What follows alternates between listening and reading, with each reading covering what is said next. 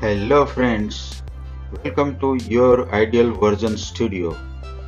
I am krgoswami, your host, and today we have invited a special guest, Mr Sampat Daniel, who is principal lead manager, founder, an entrepreneur, consultant, author, and education reformist. Welcome to my podcast, and I want to ask you something about your background first, where you studied and which place you belong to, and all. Tell me something about you. Yeah, thank you, Mr. Goswami, for inviting me for your webinar. And actually, I today live in Mumbai, Right. but we are basically from Hyderabad. Okay. So I was born in Hyderabad and then studied and did all my education in Hyderabad. Right. And I was, transfer. I was working in Blue Star in Hyderabad. So we were, on transfers for many places. As and when the promotion comes, you are transferred to some other state. Right. That's how, I came to Mumbai. And then I worked here for about a few years in Blue Star. And then I joined a company called Daikin. Right. When Daikin came to, India to launch their products. And I was the one who introduced, Daikin into India in Mumbai, Western region. Right. And then, I was being transferred, so I had to give up my job. Okay. Because we could not move with the family because children had been growing up. And so I started my own company, which is called AirRef Green AirRef Engineers and Consultants. Okay. And now it is 15 years since we are operating. Right. And then we have started another company called AirRef Green Techno Solutions Private Limited. Okay. And the directors are me and my wife who are the directors in that company. Right. Who are all in your family? Pardon me? Yeah, I mean your wife and all. Yeah, today I have two children. That is my two daughters. My elder daughter is working in Australia. Right. She did her M.Tech in teaching in Australia. After that, now she's working as a teacher in Australia. Very nice. And my younger daughter is in Mumbai itself. She's married and she works for a company called Endura. Right. They are into digital marketing. Is it a software company or? It's a digital marketing. Okay, digital marketing. Nice. Yeah. Nice. Then you must be getting some good help from them. No. Not really. I did not try it out yet because there was no need. But now I think I should, take support of her for the books, marketing and things like that. Right. I was just going through your fantastic website, and I was studying about you and all. You have got a lot of background in marketing. Yes. Yeah. Other day I was listening Philip Kotler. He's called father of marketing, modern marketing. Correct. So he was telling, and earlier it was some other kind of marketing. Now it is going to be now marketing version 4.0. Generally in marketing we do some construct consumer research, then prepare our brochures and other promotions, and then we call to action and all. So what is your experience about marketing? Tell me something. Marketing in my days, we're talking about 35 years, and when I did my marketing also course, my post-graduation, we were referring to Kotler only. Right. Philip Kotler. So this was almost like our textbook, Philip Kotler's books. But then those days of marketing is completely different to what today I see. Right. And those days it was physical marketing and marketing, which Kotler talks about place, promotion, price, and things like that, which is very practically it was physical marketing. Right. Making cold calls, making taking the product and selling it from door to door. That marketing is changed completely. I think it was some product. Yeah. It was Today some you product. have, Okay. digital marketing. Right. And digital marketing is, reaching millions of people, and distance is no more, constraint. You can market, from any place, anywhere in the world to the, people across the globe. Actually, marketing is a type of marketing, sir. Social, personal, place, commercial, political, fundraiser, different type of markets. Absolutely.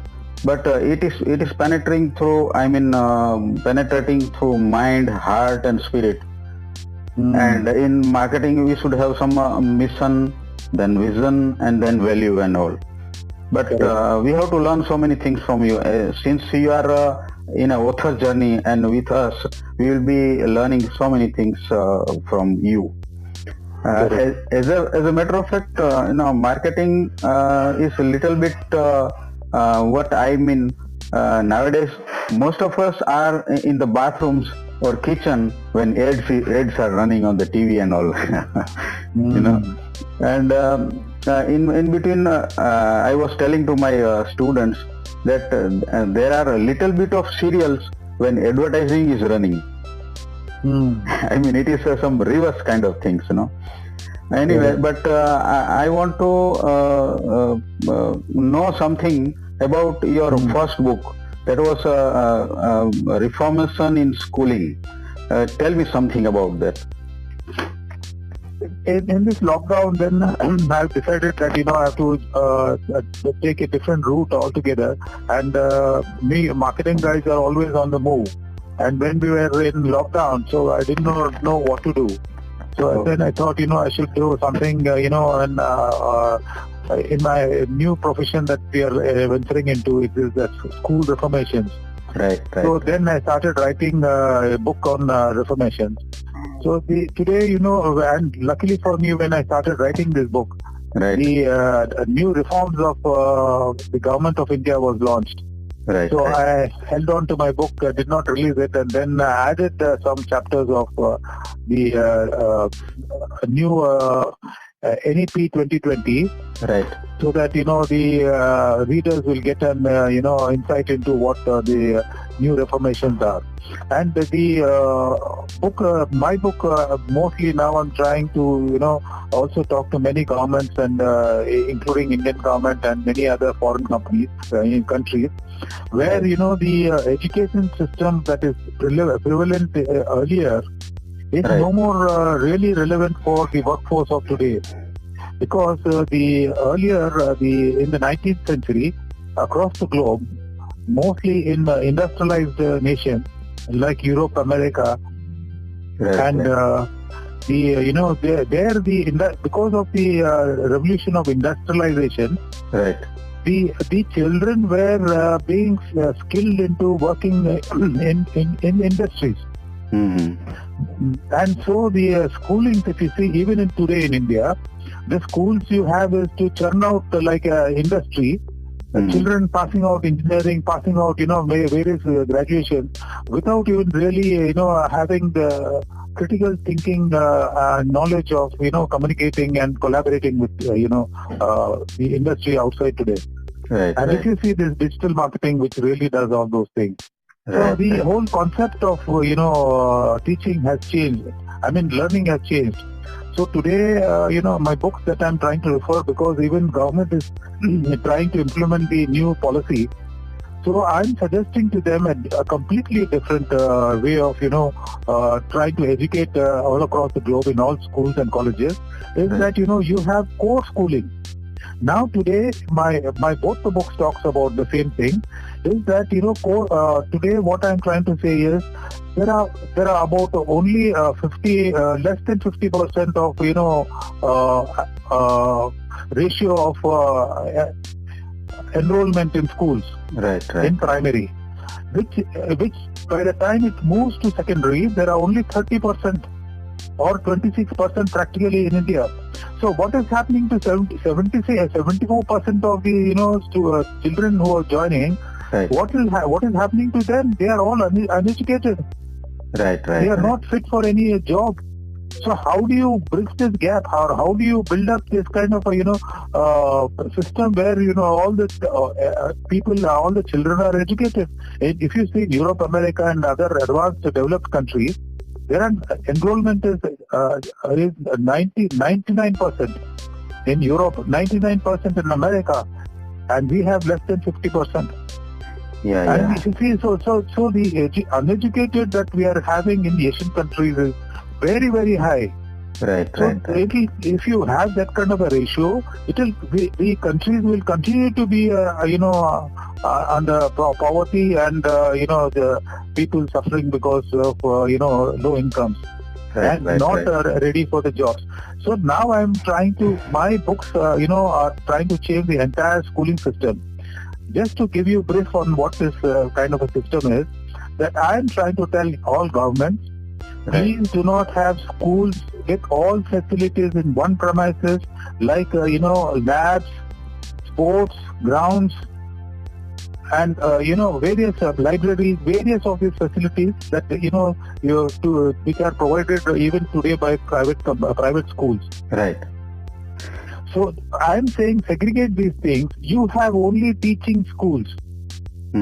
Teaching schools in the sense, in terms of theory, and for other which you call blended teaching. That is, you learn through computer, online, and you learn through in-person schooling. So these schools will have only theoretical classes, and Right. you have these core schools which we call B6CLS. B6CLS is the formula that we are talking about or Britannia we call, is the other way of this core schooling. That is, these 6 core schools I'm talking about is Right, experiential schooling. Experiential schooling is where you go to a farm, or you go to a zoo, or you go to a botanical garden. So you experience, the children experience in learning these things. Yeah. So you have those things separately. Then you have for chemistry, physics, and other engineering labs. You call that experimental schooling. Right, right. So you have experiential schooling, you have experimental schooling, you have transformational schooling, then you have meta physics schooling, then you have autodictatum schooling. These 6 schools are separate, and which the other schools are there, small schools are there, government schools. They can all share the schools. Supposing that a corporation school has got the class has got science laboratory class, Right. so they go to that laboratory school. They have some botanical garden they want to go, so they go to that experiential school. So these are the different kinds. So I'm saying I'm telling governments, don't invest in one single school duplicating all those facilities. Instead, share those facilities, so that every child will have the opportunity of learning, in depth.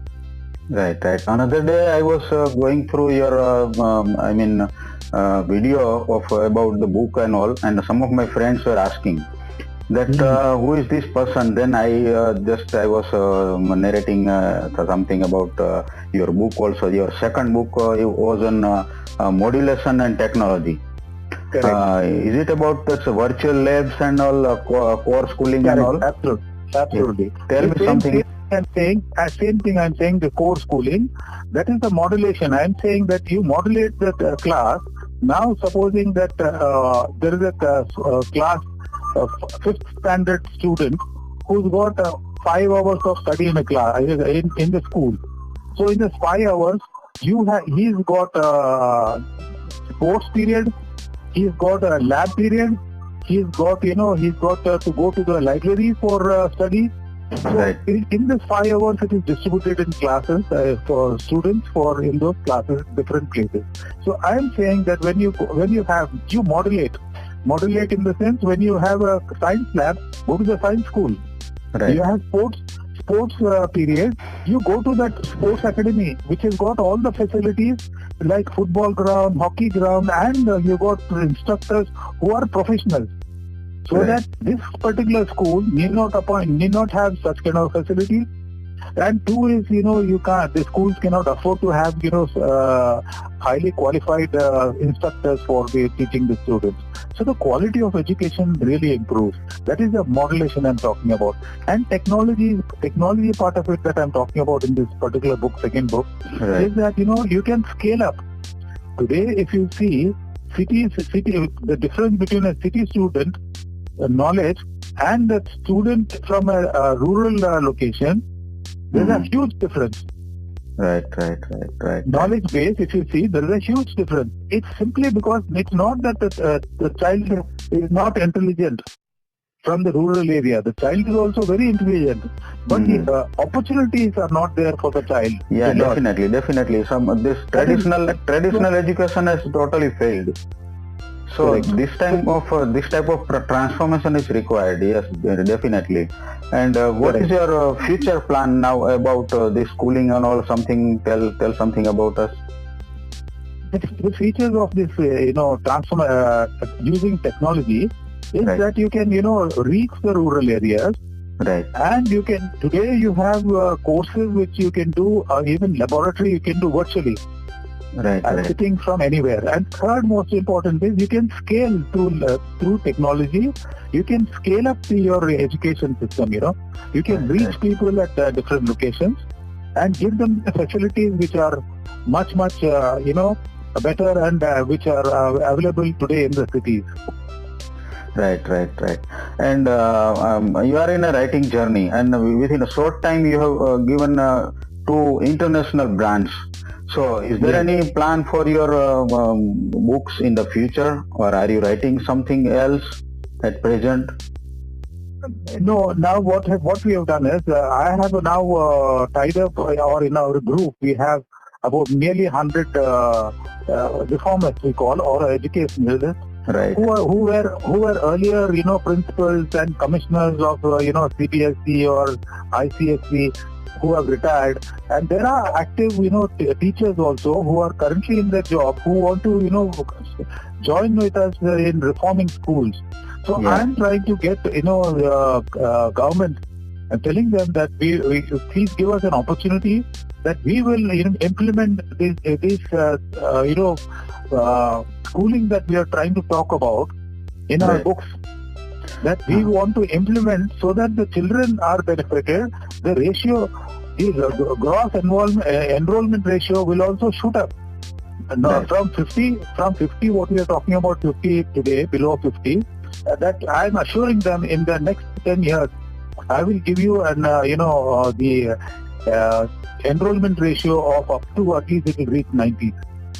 And the most important is today, if you see in India, it's a failure of Indian education system, which is still we are into that traditional kind of education.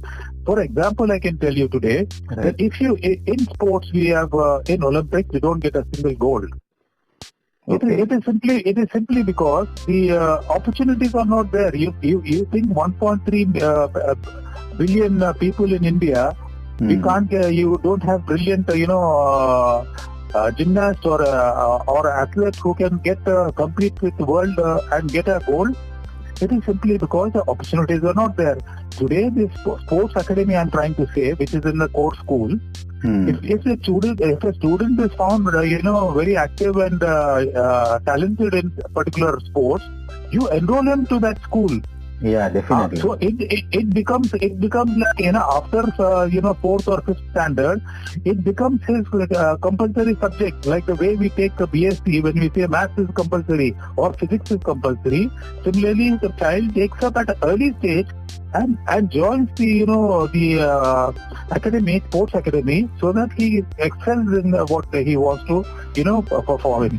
So this way, I can tell you, in one student generation, our entire country will get transformed and become a superpower. Yeah, definitely. I think you have got a very bigger mission, Yes, I do. Yeah, I do. And okay, and some of my friends are writers also. I think we are in a same community. So, what one line message you can give to our writers? one line message for anybody, or my advice is that, please write which can, change the people's attitude, change the people's, way or outlook of our country. Let us all focus on developing our country. I know that I am a non-fiction writer, so I'll be really talking about, development. But there are other, fiction writers who want to, entertain readers and give that kind of facility they want to give. But my focus is mostly on to, developing and doing something for the country and for the children. And have you got any plan for your some webinars or podcast or YouTube channel or something like that? How you are going to reach to the normal people? We are going to have a webinar. Right. And the series of webinars that we will have. And we are planning to get, tied up with the TEDx also. So that we reach globally and inform, the schools, the parents, the leaders, the governments of what we want to really do and how we want to reform schools. Right. It's tremendous. You are doing an awesome job, and we'll be talking to you every now and then on the YouTube and podcast and all. And thank you very much for giving your time. I have a great gratitude for you. Thank you very much for having me on my webinar. Yeah. Thank you. Hope to see you soon. Thank you, sir.